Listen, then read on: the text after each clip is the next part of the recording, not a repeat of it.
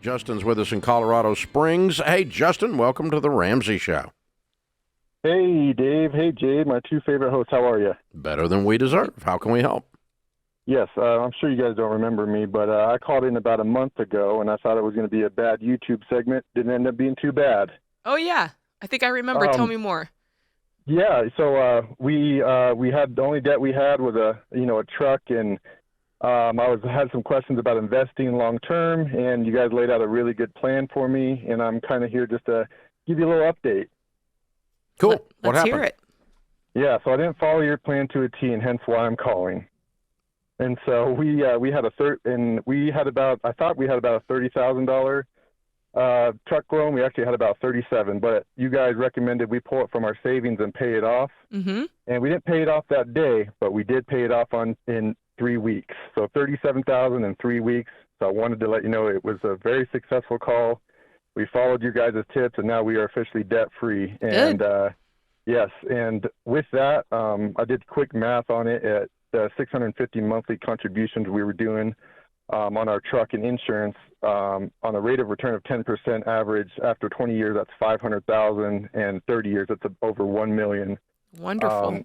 Yeah. So, in my question today, and once again, I hope you guys take it easy on me with this. We did free up the cash, and we did max out the 15% of our 401ks, and we do have an extra good chunk of money going to the house. And do you have your 3 to 6 months emergency fund?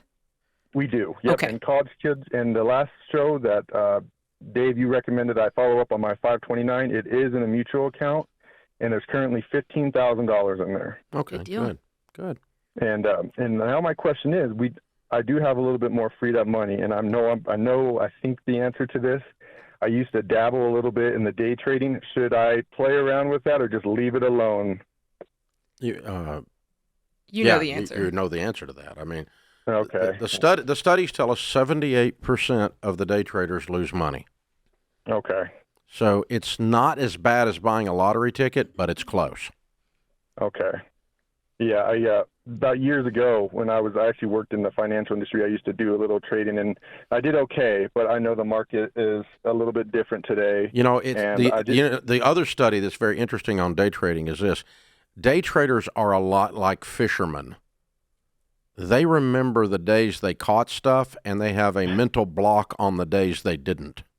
Okay, yeah. That's and they go, yeah, the fishing's pretty good over there. You usually catch something, and you really don't, but you just remember the days you caught fish, and so it actually is weird. You probably didn't, but you block it out because it's like, this is fun, and I'm good at it. And no, you're really not. You suck. And so don't do it, and I don't do it, and I know a lot about it. I don't fool with it.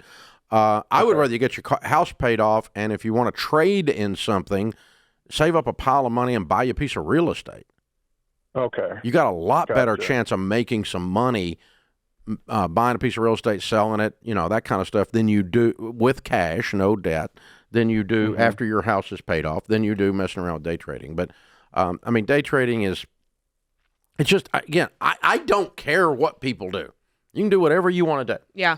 But what I'm always looking for me, and I'm not going to tell you guys to do something out there that I wouldn't do personally. Yeah. I'm looking for something that has a high probability of success. And so I don't really care what your broke brother-in-law's opinion is. And so that's why I didn't buy crypto. And now I look like a freaking genius. And I didn't buy Bernie Madoff. And now I look like a freaking genius, And I didn't, I don't try to make my money at the craps table in Vegas. And now I look like a freaking genius. And I don't buy lottery tickets. And now I look like a freaking genius. And so all I do is figure out whatever broke people are doing and their suggestions are, I tried to not do that.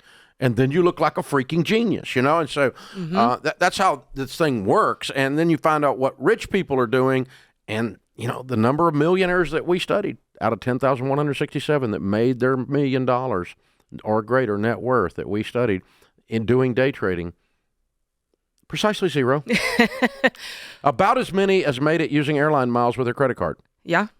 Wealth gained hastily will dwindle. We know that. Ding, ding, ding, ding, ding. And my ding, guy, ding.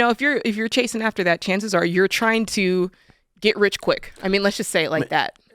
That's a good point. Here's the thing you got to remember. Okay, there's gambling. I'm making fun of it. Yeah. Okay, there's gambling, and that's real gambling. Okay, that's like we're playing cards, we're playing the roulette wheel, we're playing craps. Okay, or betting on a sports team, whatever. That's real gambling.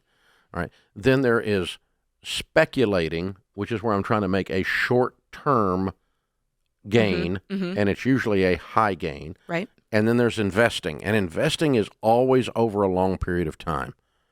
Investing is always the tortoise, where speculating is the hare, and I don't know, gambling's your drunk brother-in-law. I don't know, whatever it is. I don't know, but it's you see what I'm saying? Tortoise. Yeah. The tortoise is who we find when we study wealthy people. We always find tortoises. Yeah.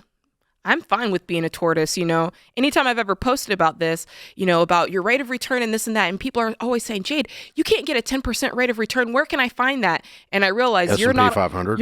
But they're not long-term thinkers, because they're thinking, how can I get a 10% return this year or right now? Or this week. And I'm like, that's not how it works. You've got to be invested over time. You've got to be in this thing for the long haul. It's a habit and a muscle that you're building over time, allowing that compound interest to grow for you. So yeah, it's just a different mindset. It's just, I'm the guy that I always thought I was smarter than the average bear, and I could figure it out, and I could find a way to do the shortcut. Yeah. And my wife, every time I bring it up, something that even sounds like that, she goes, "You're scheming and scamming." You're doing it again. Scamming. You're scheming and scamming. You're trying to hide the pea under a shell. Just do the smart stuff. Quit trying to beat the system. Yeah. It's like, well, I mean, that you're the ones that I love. If you read our comments, people ripping on us. Yeah. It's like, well, Ramsey's advice is good if you want to be middle class, except for those millions of millionaires that we made. But other than that, yeah, that's so funny because this is somebody who's trying to speculate. Yeah. And get rich quick and get rich easy. And best way to get rich quick is get rich slow. Well, and everybody thinks that they've come up with a new and improved way. Yeah. Right? Theirs is the new surefire way. Yeah. I mean, like nothing down real estate's new. It's like it's blown up like it's never happened before. Because it's on TikTok. That's what made it that way. I mean, it's new. It's not new. I was doing nothing down real estate in 1982 before any of you out there were a sparkle in your mama's eye. I mean, seriously. Unbelievable. Wow. Yeah. It's not new. There's just new versions of stupid. That's right. New versions. There's nothing new under the sun. Wow. Still stupid stuff. Good question, sir. Thanks for following up.